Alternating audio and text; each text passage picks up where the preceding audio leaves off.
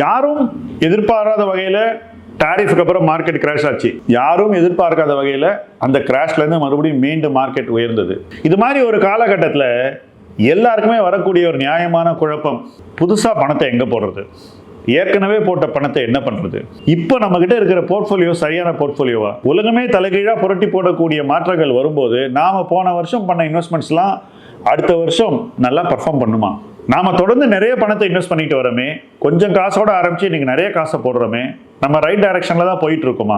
இன்னும் கொஞ்சம் சீரியஸா நம்ம இன்வெஸ்ட்மெண்ட் பண்ணணும்னாக்கா என்ன செய்யலாம்? இப்படி பல கேள்விகள் உங்களுக்கு வரலாம். இந்த கேள்விகளுக்கான விடையை நீங்கள் நேரடியாக எங்க கிட்ட ask milestones to wealth anything என்ற ஹெல்ப்லைன் மூலமாக கேட்டுக்கொள்ளலாம். அதன் மூலமாக உங்களுக்கு உங்க கேள்விக்கான விடையும் கிடைக்கும், உங்களுடைய டவுட்ஸ் கிளியர் ஆகும், உங்க மைண்ட்ல இருக்கக்கூடிய அச்சங்களை நீங்கள் ஸ்லோவா ஓவர் கம் பண்ணலாம். இந்த மார்க்கெட்ல இன்னும் ஒரு கான்ஃபிடென்ட் இன்வெஸ்டராக நீங்க பயணிக்கலாம், பயணிக்க வேண்டும்.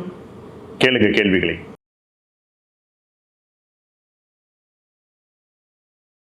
ஸ்மால் இன்வெஸ்டர்ஸ்க்கு எது பெட்டர் சாய்ஸ்? நேர ஒரு ஜீரோ brokerage அக்கௌண்ட் ஓப்பன் பண்ணிட்டு ஷேர்ஸ்லேயே இன்வெஸ்ட் பண்ணலாமா, இல்லை mutual fund, ETF, index fund மாதிரி இன்வெஸ்ட் பண்ணலாமா?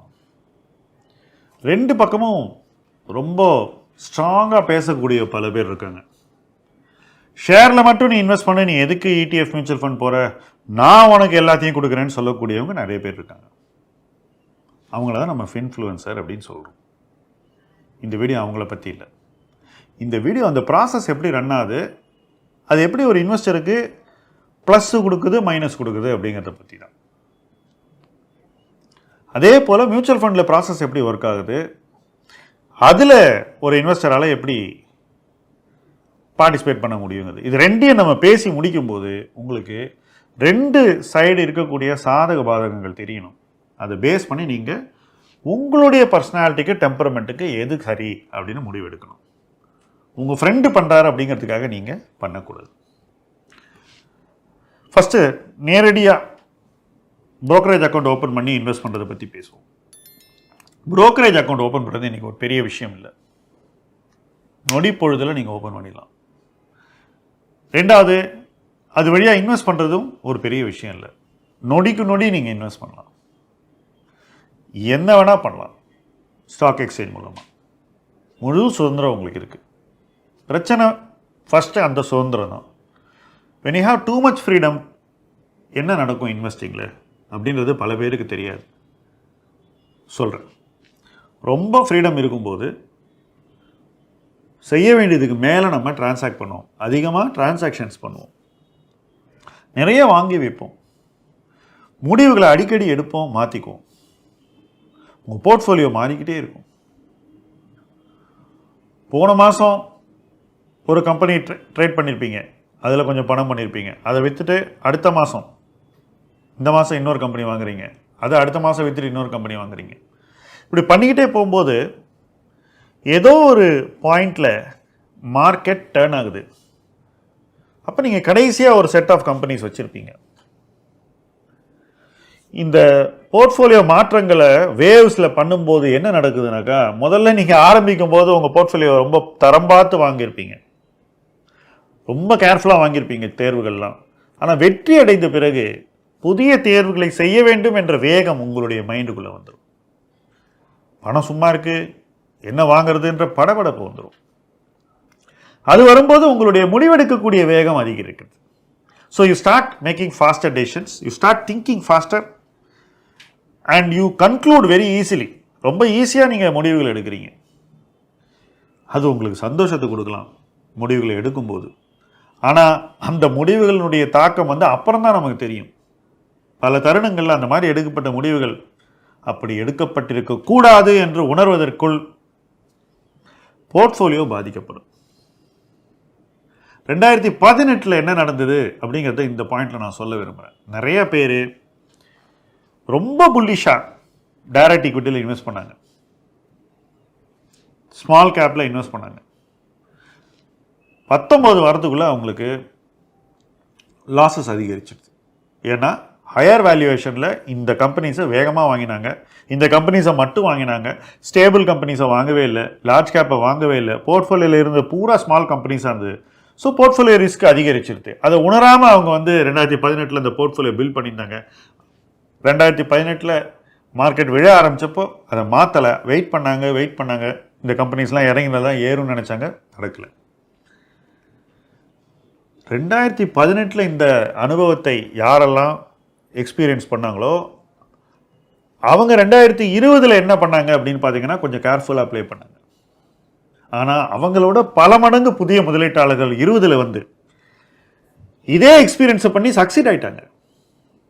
அப்போ என்னாச்சு, இவங்க அவங்கள பார்த்து நம்மளும் அவங்கள மாதிரி ஏதாவது செய்யணுன்ற ஒரு வேகத்தில் நிறைய முடிவுகள் எடுத்து நிறைய விஷயங்கள் பண்ணி வேகமாக முடிவு எடுத்தாக்கா என்ன ஆகும், போர்ட்ஃபோலியோ குவாலிட்டி ஸ்லோவாக இறங்கிக்கிட்டே வரும். ஸோ இந்த போர்ட்ஃபோலியோ குவாலிட்டி ஸ்லோவாக இறங்கிட்டே வருது. ஏன்னா அந்த பெரிய கம்பெனியில் லாபம் பார்க்கறதுக்கான வாய்ப்புகள் ரொம்ப குறைஞ்சிருச்சு இப்போ. ஸோ எங்கே லாபம் பார்க்க முடியும்னா சின்ன கம்பெனி, ரிஸ்க் அதிகமாக இருக்கிற இடத்துல லாபம் பார்க்க முடியும். ஸோ நீங்கள் அதிக ரிஸ்க் எடுத்துக்கிட்டே இருக்கீங்க. இந்த இடத்துலேருந்து மார்க்கெட் ஸ்னாப் ஆகும்போது நிறைய ஸ்டாக்ஸ் 40 to 50% இறங்கிடும். நான் இதை பயமுறுத்துறது சொல்ல, இது எல்லா சைக்கிளையும் நடக்குது, நிச்சயமாக நடக்கும். அப்படி நடக்கும்போது அந்த இன்வெஸ்டர் வந்து ஈக்விட்டி மேலே உள்ள அந்த ஒரு இன்ட்ரெஸ்டே இழந்துருவாங்க, வெறுத்து போயிடுவாங்க, போர்ட்ஃபோலியோ பார்க்க வேணாம்னு சொல்லிட்டு அண்ணாண்ட போயிடுவாங்க.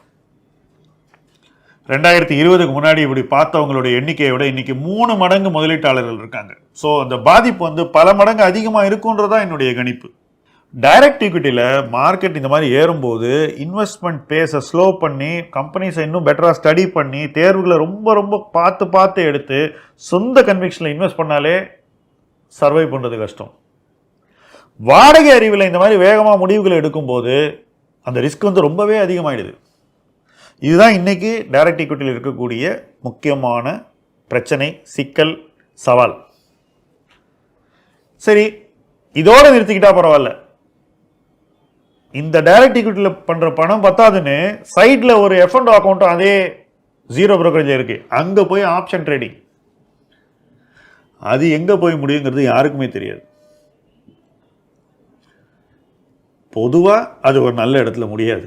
இதுதான் என்னுடைய அனுபவம், இதுதான் நான் பார்த்தது. அனுபவம்னா உடனே உனக்கு பண்ண தெரியலங்கிறீங்க, எனக்கு பண்ண தெரியல நீங்கள் சொல்கிறத நான் நேரடியாக ஏற்றுக்கிட்டா கூட இதை பெருசாக பண்ண தெரியும்னு சொன்னவங்களும் ஒன்றும் விளங்கலை. பெரிய ஜீரோ புரோக்கரேஜ் நிறைய பேர் போடக்கூடிய ஸ்க்ரீன்ஷாட்ஸ் வந்து உண்மை இல்லை.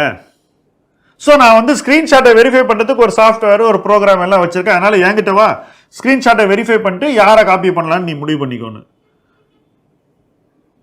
இது எப்படி இருக்குனாக்கா, இந்த விஷம் சர்டிஃபைடு விஷம் இல்லை, இந்த விஷம் சர்டிஃபைடு விஷம், டெஸ்ட் பண்ணி கொடுக்குறேன், இதை கூடின்னு சொல்ற மாதிரி இருக்கு.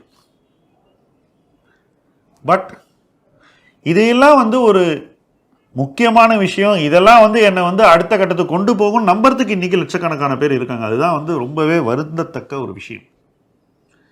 இன்னமும் என்ன சொல்றாங்கன்னா, எனக்கு வந்து இந்த ஜாப்ல நான் இருக்கேன், இந்த ஃபீல்டில் நான் இருக்கேன், எனக்கு ஒரு ஸ்டெடி இன்கம் இருக்கு, ஆனால் இந்த ஃபீல்டில் எனக்கு 5% தான் இன்க்ரிமெண்ட் கொடுக்குறேன், அதனால் நான் வந்து சைடில் வந்து ஆப்ஷன் ட்ரேட் பண்ணி என்னோட இன்கம்மை வந்து சப்ளிமெண்ட் பண்ணுறேன்னு. என்னப்பா, என்னை பொறுத்த வரைக்கும் இதெல்லாம் வந்து நடக்கக்கூடியதில்லை. நான் இதை பண்ணியிருந்தா யாரெல்லாம் என்னை வழி நடத்துனாங்களோ அவங்களாம் என்னை ஒரு கோமாளின்னு திட்டிருப்பாங்க. இன்னைக்கு அவங்க இல்லை, அவங்க இருந்தால் என்ன சொல்லியிருப்பாங்கன்னு நான் யோசிச்சு பார்க்குறேன். இதெல்லாம் செய்யக்கூடாது. இன்வெஸ்ட்மெண்ட் தான் ஒரு எம்ப்ளாயிக்கு சரியான தோழன். நீங்கள் ஒரு டே ஜாப்ல இருக்கீங்கன்னாக்கா உங்களுக்கு பெஸ்ட் கம்பேனியன் வந்து இன்வெஸ்ட்மெண்ட் தான், ஸ்பெகுலேஷன் இல்லை. ஆனாலும் சமீப சூழல் வந்து அப்படி ஒரு மாயை ஏற்படுத்தியிருக்கு. நம்பிக்கை, மிகைப்படுத்தப்பட்ட ஒரு நம்பிக்கை. அந்த மிகைப்படுத்தப்பட்ட நம்பிக்கையை வந்து குறை சொல்றவங்க கூட அதுக்கு மாற்றாக சொல்லக்கூடியது ஒரு தவறான வழிகாட்டுதல். இப்படிப்பட்ட ஒரு சூழ்நிலையில் தான் டைரக்ட் ஈக்விட்டி இன்வெஸ்டிங் இருக்கு. எங்கெல்லாம் நீங்கள் போய் ஒரு ஜீரோ புரோக்கரேஜ் அக்கௌண்ட் ஓப்பன் பண்ணி ஆன்லைனில் ஓப்பன் பண்ணி ட்ரேடிங் பண்ணுறீங்களோ அங்கெல்லாம் இதுதான். இதில் லாஸ் வரும்போது பாருங்கள் என்ன ஆகுனாக்கா, மார்க்கெட் டக்குன்னு ரீசெட் ஆகிடும் கீழே. அப்போ என்ன ஆகுனாக்கா, எல்லாரும் என்ன நினைப்பாங்க, ஓகே ரிகவர் ஆகிறதுக்கு வெயிட் பண்ணலான்னு நினைப்பாங்க. அது எவ்வளோ நாள் ஆகும், ஃபஸ்ட்டு 1 குவார்ட்டர்னுவா, 2 குவார்ட்டர்னுவா, 3 குவார்ட்டர்னுவா, 1 இயர்னுவா, 2 இயர்னுவா, அது எங்கே போய் முடியும்னு தெரியாது. 2018 ஃபாலுக்கு அப்புறம் கோவிட் இல்லைன்னா நிச்சயமாக இந்த ரிகவரி ராலி இருந்திருக்காது, உறுதியாக நான் சொல்கிறேன். கோவிட் வந்து எல்லாத்தையும் புரட்டி போட்டிருக்கு. அது ஒரு அசாதாரண சூழ்நிலை ஏற்படுத்தி, அந்த அசாதாரண சூழ்நிலை இன்னைக்கு ஒரு ரொம்பவே ஒரு டிஃப்ரெண்ட்டான இன்வெஸ்ட்மெண்ட் கிளைமேட்டை ஏற்படுத்தியிருக்கு. இந்த சூழலிலிருந்து வெளியேறக்கூடிய ஒரு நேரம் வரும். அந்த நேரத்துக்கு முன்னாடி முதலீட்டாளர் தான் தன்னை வந்து பக்குவப்படுத்திக்கணும், தன்னை மாற்றிக்கணும். சூழல் தானா மாற்றி நம்மளை காப்பாற்றாது, நம்ம தான் நம்மளை காப்பாற்றிக்கணும். ஈக்விட்டியை டைரக்டாக பண்ணும்போது இதாங்க பிரச்சனை. You have to save your self before it is too late. உங்களை காப்பாற்றிக்க வேண்டிய பொறுப்பை நீங்கள் தான் எடுத்துக்கணும். நீங்கள் சக்சீட் ஆகக்கூடிய பொறுப்பை நீங்கள் இன்னொருத்தங்கிட்ட கொடுத்து அவங்க கொடுக்குற ஐடியாலாம் பணம் பண்ணியிருக்கலாம். ஆனால் காப்பாற்றிக்க வேண்டியது உங்கள் வேலை. இதுதான் டைரக்ட் ஈக்விட்டி இருக்கக்கூடிய முக்கியமான பிரச்சனை. இந்த ஏரியாவில் தான் ஸ்மால் இன்வெஸ்டர், ரீட்டைல் இன்வெஸ்டர் எல்லாருமே ஸ்ட்ரகிள் பண்ணுறாங்க. ஏன்னா மார்க்கெட் கீழே போனோடனே வெயிட் பண்ணலான்னு முடிவு பண்ணிடுறாங்க. அந்த வெயிட்லேருந்து விடிவு வருமா? I don't know. அந்த வெயிட் பண்ணதுக்கு எப்போ விடியல் வரும்? I don't know. உங்களுக்கும் தெரியாது, யாருக்கும் தெரியாது. ஸோ அந்த நேரம் வரத்துக்கு முன்னாடி நீங்கள் வெளியேறினா தான் அதுதான் உங்களுக்கு விடியல். ஸோ டைரக்ட் ஈக்விட்டியில் பிரச்சனை என்னன்னாக்கா, when you start making loss, the recovery is going to take a long time. You don't know how to recover, you get stuck. After coming into investment, நீங்கள் ஸ்பெகுலேஷன் பண்ணீங்கன்னா அதில் பண்ணக்கூடிய லாஸ் வந்து உங்கள் investment பணத்தையும் காலி பண்ணிடும். இன்வெஸ்ட்மெண்ட்டு போன நீங்கள் இன்வெஸ்ட்மெண்ட் ஃபோக்கஸை விட்டுட்டு ஸ்பெகுலேஷனுக்கு போனீங்கன்னா நீங்கள் மார்க்கெட்டுக்கு வந்ததன் பயனே வீண். இதெல்லாம் இன்றைக்கி டைரக்ட் ஈக்விட்டி பண்ணக்கூடிய முதலீட்டாளர்களுடைய லைஃப்பில் உறுதியாக நடக்குது. இது நிற்கணும்.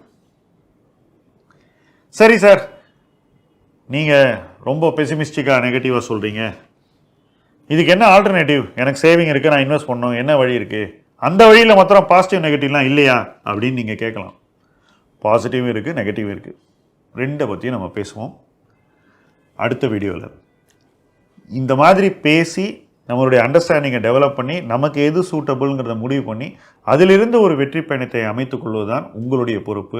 அந்த பொறுப்பில் நானும் ஒரு சிறு பங்கை ஆற்றுகிறேன். அது என்னென்னா, உங்களை திங்க் பண்ண வைக்கணும். அந்த திங்க் பண்ணக்கூடிய ஒரு முதலீட்டு பயணத்தை இணைந்து உருவாக்கி பயணிப்போம். முதலீட்டு களம் உங்கள் களம். நன்றி.